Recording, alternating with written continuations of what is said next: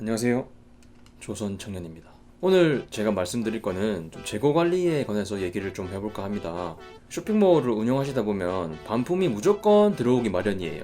그래서 이 반품률을 줄이는 게 재고 관리의 전부라고 볼 수 있는데요. 그래서 오늘은 어떻게 하면 반품률을 줄일 수 있는지에 대해서 한번 상세하게 다뤄볼까 합니다.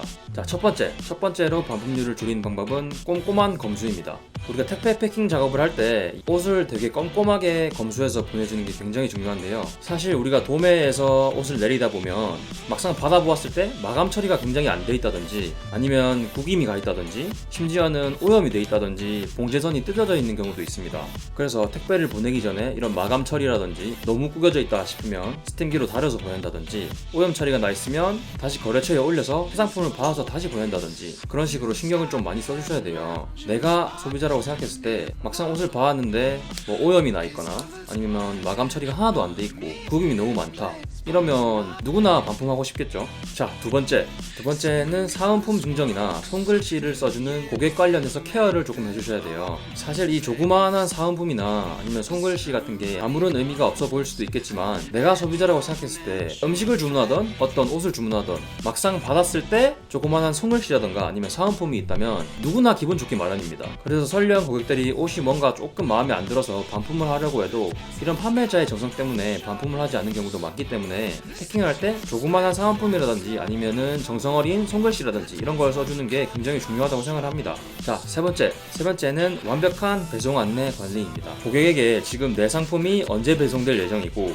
지금 어떠한 상품이 입고가 지연되어 못 보내드리고 있고 언제쯤 상품이 입고되어 보내드릴 수 있을 예정이다 라든지 이런 배송 안내 관련해서 소비자들에게 케어를 해주는 게 굉장히 중요한데요. 이거는 사실 두 번째와 같은 맥락으로 이런 안내 문자를 보냄으로써 소비자들은 아무리 값싼 옷 한 장을 샀어도 좀 잘 케어해준다는 생각이 들기 때문에 자연스럽게 구매 만족도가 높아지고 그래서 설령 자기가 받은 옷이 마음에 안 든다고 해도 반품을 할 확률이 좀 줄어들 수가 있습니다. 자, 사실 제가 앞서 말한 이 세 가지 방법은 비단 반품률만 줄일 수 있을 뿐만 아니라 고객들에게 감동을 주어 재구매로 이어지게 할 수 있기 때문에 이런 제가 앞서 말씀드린 세 가지 방법을 꼭 실천해 주시는 게 반품률도 줄이고 고객들도 단골로 만들어서 재구매도 할 수 있게끔 유도하고 이렇게 약간 일석이조의 효과를 볼 수 있습니다. 그리고 실제로 저희가 이런 것들을 신경 썼을 때부터 반품률이 확 줄었고 또한 재구매 고객도 엄청 많이 늘었습니다. 제가 어느 날은 아침에 일어났는데 어떤 분에게 장문의 문자가 와 있더라고요. 아, 이거 컴플레인 문자가 왔구나 하고 생각해서 문자를 봤는데 어떤 고객님이 저희 사은품이나 이런 손글씨를 보고 너무 감동받으셔서 장문의 문자로 저희한테 고맙다고 말씀을 해주시더라고요. 그리고 그 고객님이 지금 단골이 되어서 계속해서 재구매를 하고 계십니다. 그래서 이런 것들을 조금 귀찮더라도 신경을 좀 잘 써주시면 반품률을 줄일 수 있을 뿐더러 또 단골 고객을 확보할 수 있고 더 나아가서 자기 쇼핑몰을 키워주는 데 있어서 더 힘을 실어줄 수 있기 때문에 제가 말한 이 세 가지 방법을 꼭 실천하는 것을 추천드릴게요. 자, 그러면 이런 방법을 썼는데도 불구하고 반품이 들어온다. 그럼 어떻게 해야 될까요? 일단 자기가 생각했을 때 이 반품 들어온 품목이 뭔가 앞으로 안 팔릴 것 같다. 그리고 이 상품이 별로 인기가 없다 라고 생각이 들면 거래처에 반품을 올려서 매입을 잡는 게 제일 베스트입니다. 매입 같은 경우는 거래처에서 보통 2대1이나 3대1로 잡아주는 경우가 대부분인데 이건 솔직히 자기가 거래처에 어떻게 말하느냐에 따라서 1대1로 매입 차감을 받을 수도 있어요.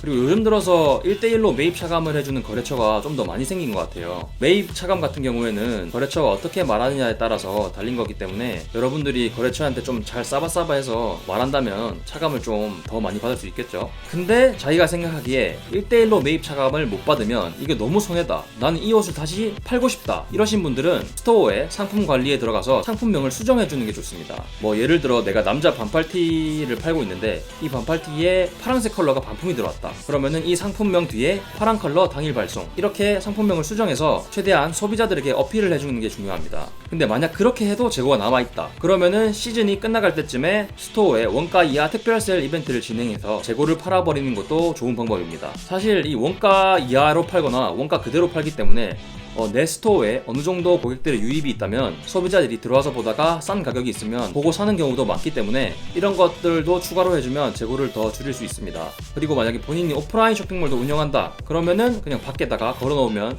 조금 더 재고를 줄일 수 있겠죠. 자, 내가 이런 방법을 통해서 최대한으로 재고를 줄였다. 근데 그래도 불구하고 재고가 남아있다. 근데 이 재고가 너무 오래돼서 소비자한테 팔 수는 없다. 그러면 어떻게 해야 될까요?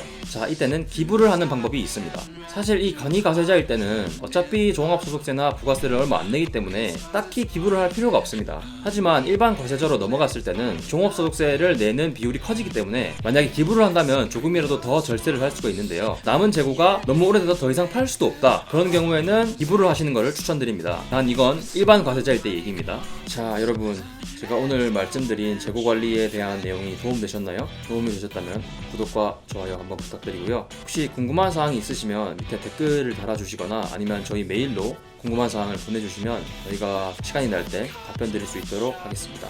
자, 오늘도 수고하셨습니다. The dancing across my shoes.